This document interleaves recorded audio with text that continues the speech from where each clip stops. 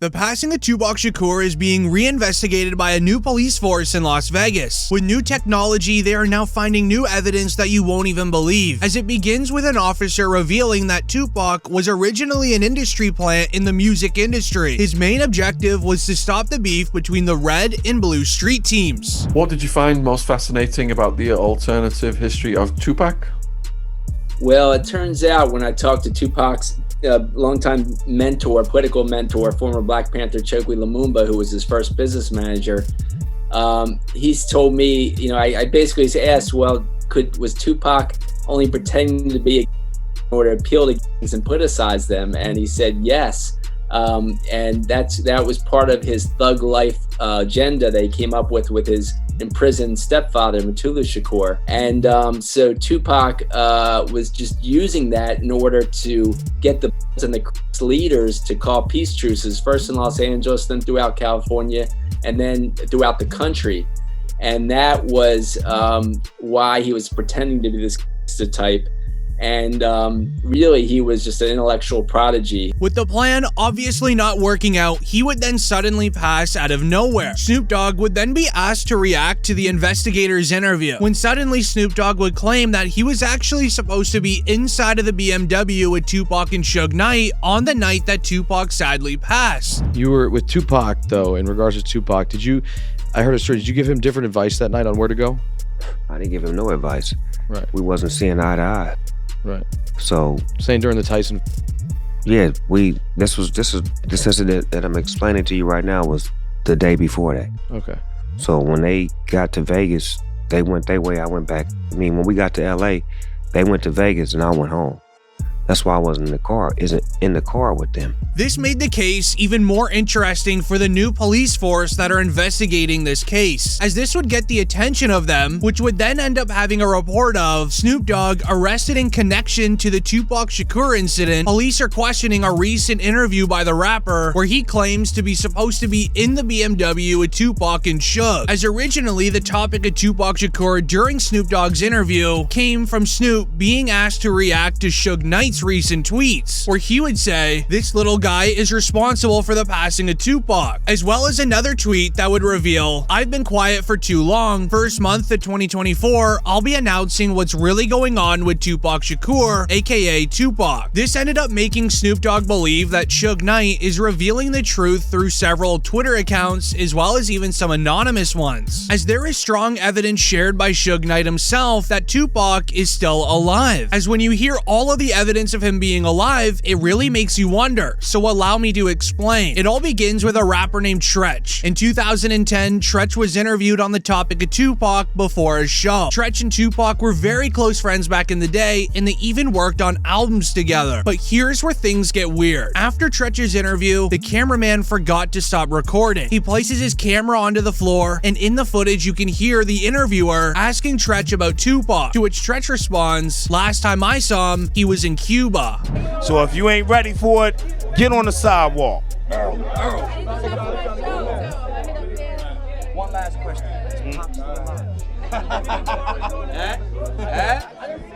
Nobody knows.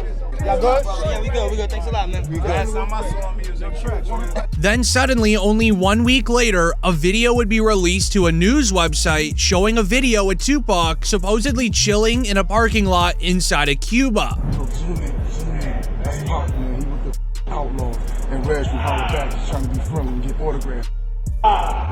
Holla Back exclusive, baby. Holla Back. As the very concerning part was right after this incident went down, Tretch went ghost on all of his social medias for over a year and a half, until suddenly coming back one day and never saying Tupac's name again. Suge Knight also agrees that Tupac is alive and well. He has said so in so many interviews over the course of the last 2 decades, as he would end up sharing during a TMZ interview that Tupac was alive and well in the hospital before his passing, where he says, and I quote, "When I left that hospital, me and Tupac were laughing and joking. I don't see how someone can turn from doing well to doing bad." I mean, when I left that hospital, me and Pac was laughing and joking. So I don't see how somebody can turn from doing well to doing bad. So you seriously think that he might still be alive? I'm gonna tell you this, Pac, you never know. However, what's weird about this is, according to police files, Tupac was supposedly in a deep sleep when arriving to the hospital. So how in the world would he and Suge be laughing if Tupac was sleeping? Now, it doesn't really seem to add up. However, when you compare it to a 2008 interview 10 years before the TMZ one, Suge said the exact same thing. Tupac was alive and he was well. So he was conscious on the way to the hospital. He was conscious on the way to the hospital. He was conscious in the ambulance. He was conscious after they did the surgery. What was the last thing that he said to you?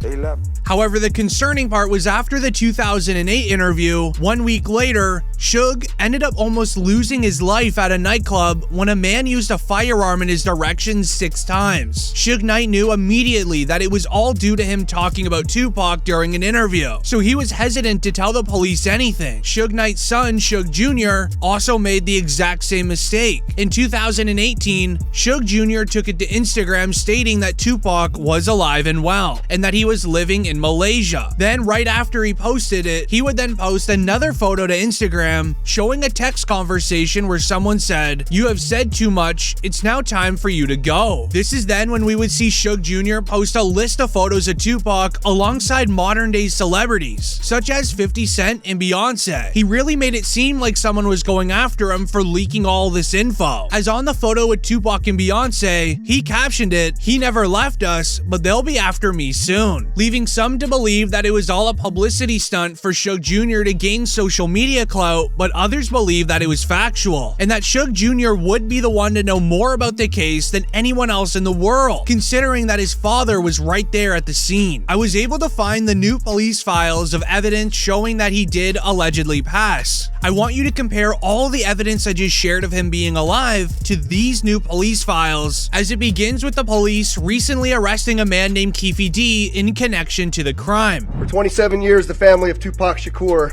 has been waiting for justice. We are here today to announce the arrest of 60-year-old Dwayne Keith Davis, aka Keefe D, of Tupac Shakur.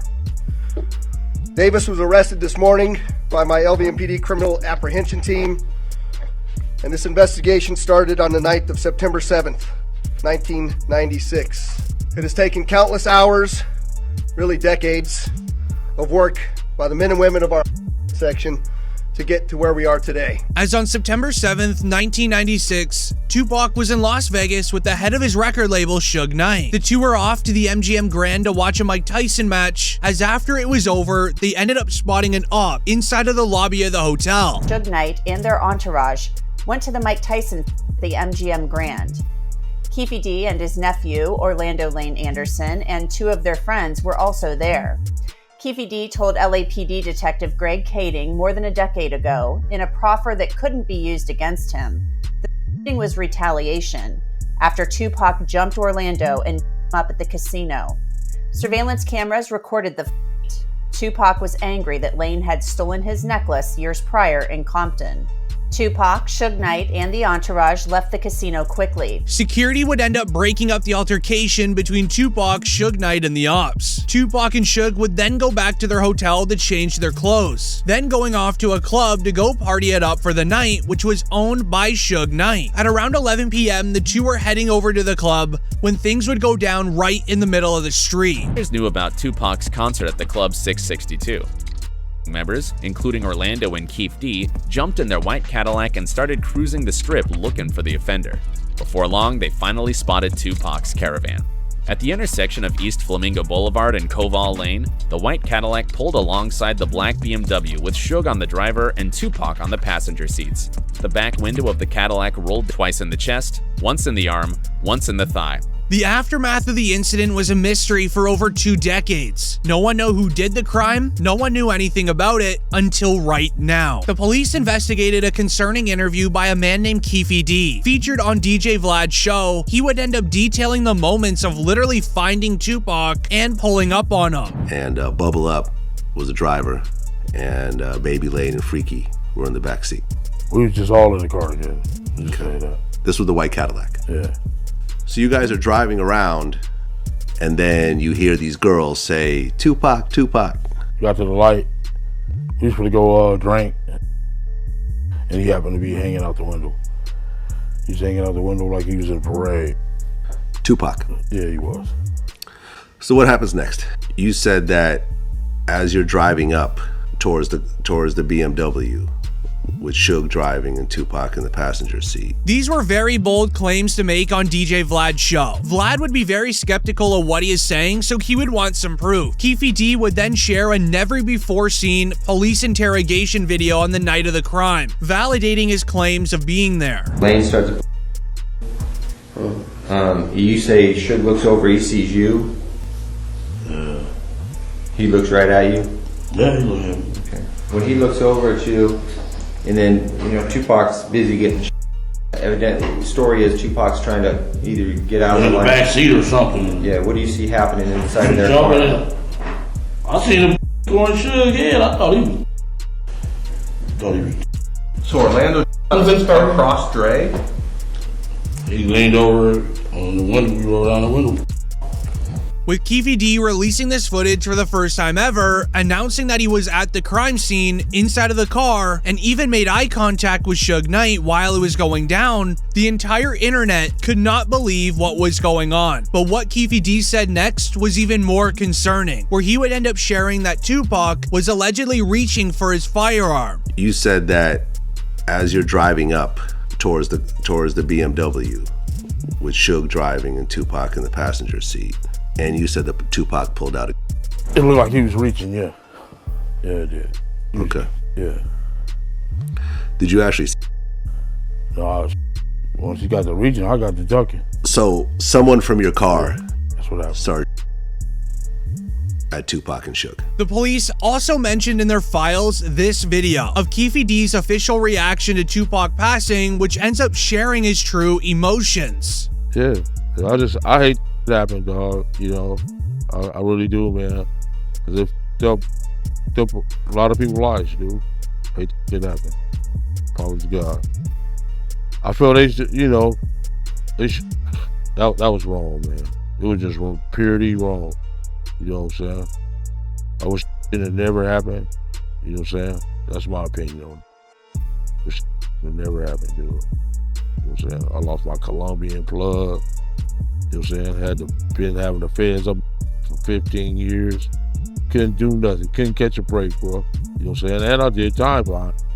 However, this is where things get very weird. Keefe D wrote an entire book on being involved in Tupac's passing years ago. It is titled Compton Street Legend. It includes interviews of him hinting towards doing the crime. So why is he now just being arrested for it after decades? Fans believe that is a cover-up, that Tupac is still alive. And because evidence is becoming so clear that it could be true, they are now throwing an elderly man inside a jail to cover up the truth. But comment down below your honest theory. I'm going to be reading them all, and I'm going to feature it in a future video.